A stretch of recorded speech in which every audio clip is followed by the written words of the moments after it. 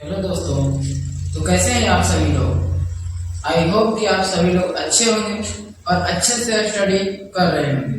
साथियों, आज हम फिर से क्लास 10 का संस्कृत चैप्टर 1 को पढ़ने वाले हैं, जिसमें कि हम आज तीसरे और चौथे एवं पांचवें श्लोक को देखेंगे। ठीक, अगले वीडियो में हम इसके पाठ परिचय को और पहले श्लोक और दूसरा श्लोक को बता चुके हैं। अब का जो मंगलम पाठ है, इस पाठ का तीसरे श्लोक को देखेंगे, यानी कि इसके अर्थ और इस श्लोक को समझेंगे। ठीक, इस श्लोक का अर्थ क्या है उसको देखेंगे और इस श्लोक को समझेंगे। देखिए, आपका जो मंगलम पाठ है उसका तीसरा श्लोक है। ये तीसरा श्लोक क्या कर रहा है कि सत्यमेव जयते नामृतम सते पंथा विततो देवया एनाक्रमण तस्यो हापतगामा यत्र तत्र सतस्य प्रनिधान। ठीक, यानी कि सत्यमेव जयते नामृतम सत्येन पंथा विततो देवयान एनाक्रमण तस्यो हापतगामा यत्र तत्र सतस्य प्रनिधान। इस श्लोक की कहने का तात्पर्य है, सत्य की जीत होती है, असत्य की नहीं। सत्य की जीत होती है, असत्य की नहीं। यानी कि ये श्लोक है कि सत्य की जीत होती है, असत्य की नहीं। सत्य से ही परम पिता, सत्य से ही परम पिता परमेश्वर तक, सत्य से ही परम पिता परमेश्वर तक पहुंचने का मार्ग विस्तृत होता है। ओके, यानी कि सत्य की जीत होती है, असत्य की नहीं। सत्य से ही परम पिता परमेश्वर तक पहुंचने का मार्ग विस्तृत होता है, जिसके द्वारा, यानी कि जिस सत्य के द्वारा, जिसके द्वारा ऋषिगण परमात्मा को प्राप्त करना चाहते हैं। यानी कि उसी सत्य के माध्यम से, सत्य से ही ऋषिगण परमात्मा को प्राप्त करना चाहते हैं। यानी कि जो व्यक्ति सत्य बोलेगा वही परमात्मा के पास जा पाएगा, वही परमात्मा के पास पहुंचेगा। ठीक, इसलिए संसार में सभी व्यक्ति को सत्य बोलना चाहिए। ओके, यही था हमारा तीसरा श्लोक कि सत्य की जीत होती है, असत्य की नहीं। सत्य से ही परम पिता परमेश्वर तक पहुंचने का मार्ग विस्तृत होता है और सत्य को पाकर ही जो ऋषि हैं वो परमेश्वर को पाना चाहते हैं। ओके, अब देखिए, ये जो तीसरा श्लोक है वो किस उपनिषद से संकलित है उसको देखेंगे। तो देखिए, ये इम्पोर्टेंट है, ये जो लाइन है इम्पोर्टेंट है। नोट में इसको डलवा दिए। नोट है आपका कि यह श्लोक, यानी कि यह श्लोक का मतलब ये जो तीसरा श्लोक है, यह श्लोक मुंडको उपनिषद से संकलित है। किससे संकलित है? मुंडको उपनिषद से। ओके, आपके एग्जाम में ऑब्जेक्टिव में क्वेश्चन पूछता है कि मंगलम पाठ का तीसरा श्लोक किस उपनिषद से संकलित है। ओके, क्वेश्चन पूछता है कि मंगलम पाठ का तीसरा श्लोक किस उपनिषद से संकलित है। ठीक, तो मुंडको उपनिषद से संकलित है। अब है कि इस श्लोक में, यानी कि ये जो श्लोक दिया गया, जो तीसरा श्लोक है, इसमें सत्य के महत्व पर प्रकाश डाला गया है। यानी इस श्लोक के माध्यम से हमें सत्य के बारे में बताया गया है, सत्य के महत्वों पर, जो सत्य का महत्व है उस पर प्रकाश डाला गया है। ओके, ये था तीसरा श्लोक। अब हम देखते हैं आगे कि चौथा श्लोक क्या कह रहा है। आपका चौथा श्लोक क्या है? तो चौथा श्लोक है यथा नद शैलमान समुद्रे अस्तम गच्छन्ति नाम रूपे विहाय यथा विद्वान नाम रूपा विमुक्ता पराक्रम पुरुष मुपैति दिव्य। यानी कि ये श्लोक के कहने का तात्पर्य है श्लोक है यथा नदम शैलमान समुद्रे अष्टम गच्छन्ति गच्छन्ति नाम रूपे विहाय तथा विद्वान नाम रूपा विमुक्त पराक्रम पुरुष मुपैति दिव्य। यानी कि इस श्लोक की कहने का तात्पर्य है कि जिस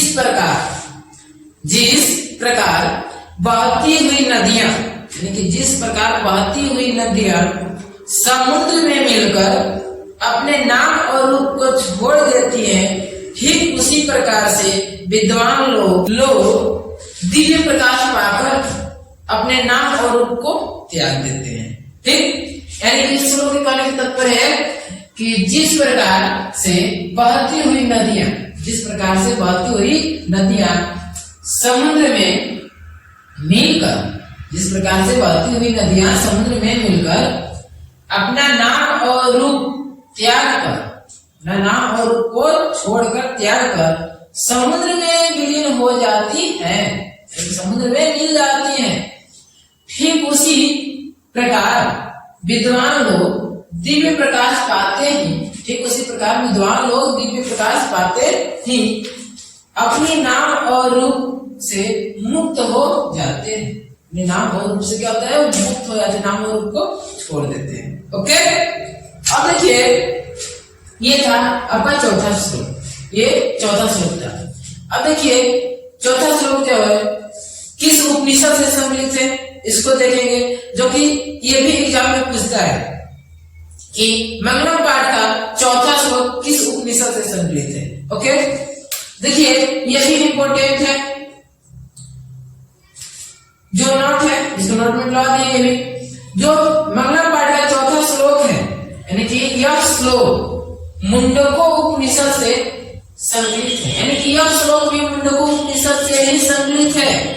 मंगलम पाठ का तीसरा और चौथा जो श्लोक है मुंडको उपनिषद से ही संकलित है। ओके, अब देखिए आपका जो अगला नोट है वो कह रहा है कि इस श्लोक में जीवन एवं आत्मा के बीच संबंध को बताया गया है। इस श्लोक में जीवन एवं आत्मा के बीच संबंध को बताया गया है, यानी कि जो चौथा श्लोक है आपका, इसमें जीवन और आत्मा के बीच में क्या संबंध है उसको बताया गया है। ओके, ये था आपका तीसरा और चौथा श्लोक। ठीक, इसके बाद देखेंगे पांचवा श्लोक को, और जो इसमें क्वेश्चन आंसर दिया है उसको देखेंगे बारी बारी से। पांचवा श्लोक है वेदामेतम पुरुषम महांतम आदित्य वर्णम तमस प्रस्तातम तमे विदित्वाति मृत्युमेति नयन पंथा विदत्ते अयनाय। यानी कि वेदाहमेतम पुरुषम महांतम आदित्य वर्णम तमसा प्रस्तातम तमेव विदित्वाति मृत्युमेति नयन पंथा विदते अयनाय। यानी कि इस श्लोक के कहने का तात्पर्य है, इस श्लोक का अर्थ है कि वेद सूर्य के समान विराजमान है। ठीक, यानी कि इसका अर्थ है कि वेद सूर्य के समान, जो वेद है वो सूर्य के समान दिव्य रूप में विराजमान है। यानी कि जो वेद है वो सूर्य के समान दिव्य रूप में विराजमान है। इस संसार में जो वेद है वो सूर्य के समान, जिस तरह से सूर्य ब्रह्मांड में चमकता है, उसी तरह से वेद अपने गुणों के कारण इस संसार में विख्यात। ठीक, और ज्ञानी लोग वेद का ज्ञान लेकर, यानी कि जो ज्ञानी लोग हैं वो वेद का ज्ञान लेकर मृत्यु पर विजय प्राप्त कर लेते हैं। यानी कि जो ज्ञानी लोग हैं वो इस वेद का ज्ञान लेकर, वेद को पढ़कर मृत्यु पर विजय प्राप्त कर लेते हैं, क्योंकि इसके अतिरिक्त यानी कि इसके अलावा इनके पास अन्य कोई रास्ता नहीं होता है। यानी कि जो ज्ञानी लोग हैं वो इसके ज्ञान को पाकर, यानी इससे ज्ञान को लेकर मृत्यु पर विजय प्राप्त कर लेते हैं, क्योंकि उन ज्ञानी लोगों के पास इसके अलावा अतिरिक्त कोई चारा नहीं होता है, कोई रास्ता नहीं होता है। क्योंकि जो साधु संत है, जो ज्ञानी है, वो वेद से ही अपना ज्ञान लेते हैं, ठीक है। क्योंकि वेद के अलावा उनके पास कोई रास्ता नहीं होता है ज्ञान लेने का, क्योंकि जो ऋषिगण हैं वो वेद को पढ़कर ही बहुत सारे यज्ञ करते हैं, बहुत सारे शक्तियों को पाते हैं, ठीक, उसी से अपने मृत्यु पर विजय भी प्राप्त कर लेते हैं। ये था आपका 5वां श्लोक। ओके, अब देखिए आपका क्वेश्चन आंसर है जो कि ऑब्जेक्टिव में इस टाइप का क्वेश्चन पूछता है, ठीक, यानी कि 1 नंबरिया क्वेश्चन है ऑब्जेक्टिव। आपका पहला क्वेश्चन है, एक पदेन उत्तर लिखत, यानी कि एक पदेन उत्तर लिखत। आपके बुक में लिखत की जगह पर वदत दिया होगा, आपके किताब में लिखत की जगह पर वदत दिया होगा, क्योंकि ये मौखिक है, ठीक है, बोलने वाला है, ठीक, लेकिन हम इसको लिख के बता रहे हैं, इसलिए यहाँ पर लिखत लिखे हैं, क्योंकि लिखकर हम लोग जानेंगे, बोलकर नहीं, ठीक। तो देखिए आपका पहला क्वेश्चन है, यानी पहले नंबर का पहला क्वेश्चन है, करेक्ट, हिरण्मयेन पात्रेण कस्य मुखम अपहितम, हिरण्मयेन पात्रेण कस्य मुखम अपहितम। अब देखिए इसका अर्थ क्या होगा, हिरण्मयेन पात्रेण कस्य अपहितम मुखम, इस क्वेश्चन का हिंदी अर्थ क्या होगा उसको समझिए। इसका अर्थ होगा कि सोने जैसा पात्र से, यानी कि सोने जैसा पात्र से किसका मुख ढका हुआ है। सोने जैसा पात्र से किसका मुख ढका हुआ है, तो सोने जैसा पात्र से सत्य, यानी कि सत्य का मुख ढका हुआ है। सत्य यानी कि ये आपका संस्कृत का आंसर है और सत्य जो है वो हिंदी का आंसर है। ओके, यानी कि कहेगा हिरण्मयेन पात्रेण कस्य मुखम अपहितम, तो सत्य यानी कि सत्य। यदि इसी क्वेश्चन को हिंदी में कहेगा कि सोने जैसा पात्र से किसका मुख ढका हुआ है, तो सत्य का मुख ढका हुआ है। आपके एग्जाम में हिंदी में क्वेश्चन को देगा, ठीक, आपके एग्जाम में जो क्वेश्चन पूछेगा वो हिंदी में पूछेगा, इसलिए आपको संस्कृत के साथ साथ हिंदी का आंसर भी आना अति आवश्यक है। ओके, आपको शायद ही समझ में आ गया होगा कि हिरण्मयेन पात्रेण कस्य मुखम अपहितम, यानी कि सोने जैसा पात्र से किसका मुख ढका हुआ है, तो सोने जैसा पात्र से सत्य का मुख ढका हुआ है। ओके, अब आपका ख नंबर क्वेश्चन क्या कर रहा है उसको देखते हैं। आपका ख नंबर क्वेश्चन है कि सत्य धर्माय प्राप्ते किम आपावृणु, सत्य धर्माय प्राप्ते किम आपावृणु, तो इसका अर्थ होगा कि सत्य धर्म की प्राप्ति के लिए किसे त्याग करना चाहिए, यानी कि सत्य धर्म के प्राप्ति के लिए, सत्य धर्म के प्राप्त करने के लिए, सत्य धर्म को पाने के लिए किसको त्याग करना चाहिए, ठीक। तो अनृतम यानी कि असत्य का त्याग करना चाहिए, हमें सत्य धर्म की प्राप्ति के लिए असत्य का त्याग करना चाहिए। वही कह रहा है कि सत्य प्राप्ते किम अपवेडु, यानी कि अनृतम, अनृतम यानी कि सत्य धर्म की प्राप्ति के लिए किसे त्याग करना चाहिए। तो सत्य धर्म की प्राप्ति के लिए हमें असत्य का त्याग करना चाहिए, क्योंकि असत्य को त्याग करेंगे तभी हमें सत्य धर्म की प्राप्ति होगी, अन्यथा नहीं होगी। अब ग नंबर क्वेश्चन कह रहा है कि ब्रह्म मुखम के आच्छादितम अस्ति, ब्रह्म मुखम के आच्छादितम अस्ति, यानी कि संसार का मुख, ब्रह्मांड यानी संसार का मुख किस चीज से ढका हुआ है। जो संसार है, इस संसार का मुख किस चीज से ढका हुआ है।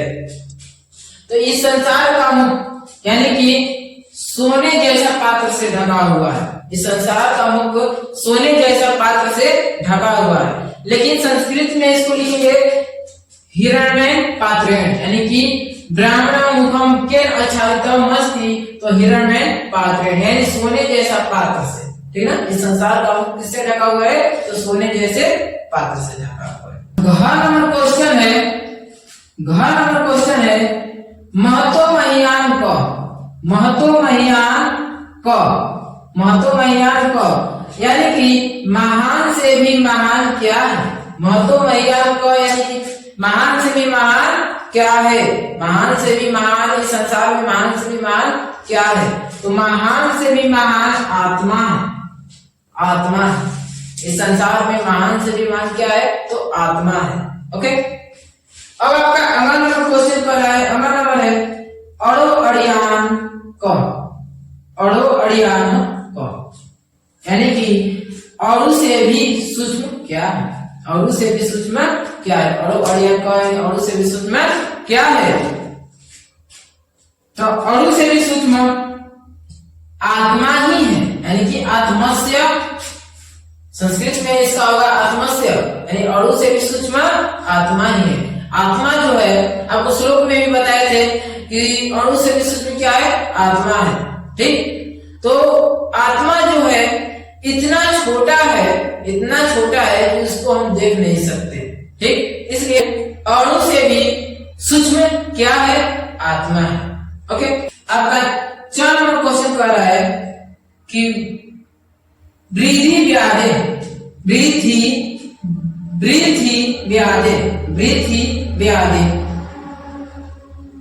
महत परिमाणयुक्ता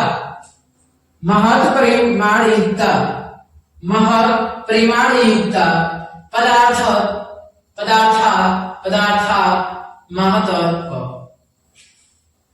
यानी कि इसके कहने का तात्पर्य है कि पृथ्वी पर महान नियुक्त पदार्थ क्या है, पृथ्वी पर महान नियुक्त पदार्थ क्या है। तो पृथ्वी पर महान नियुक्त पदार्थ अणु, पृथ्वी पर महान नियुक्त पदार्थ क्या है, अणु। जो पृथ्वी है इसमें महान नियुक्त पदार्थ है अणु, ठीक। आई होप कि आपको ये क्वेश्चन समझ में आया होगा। एक बार स्क्रीनशॉट ले लीजिए।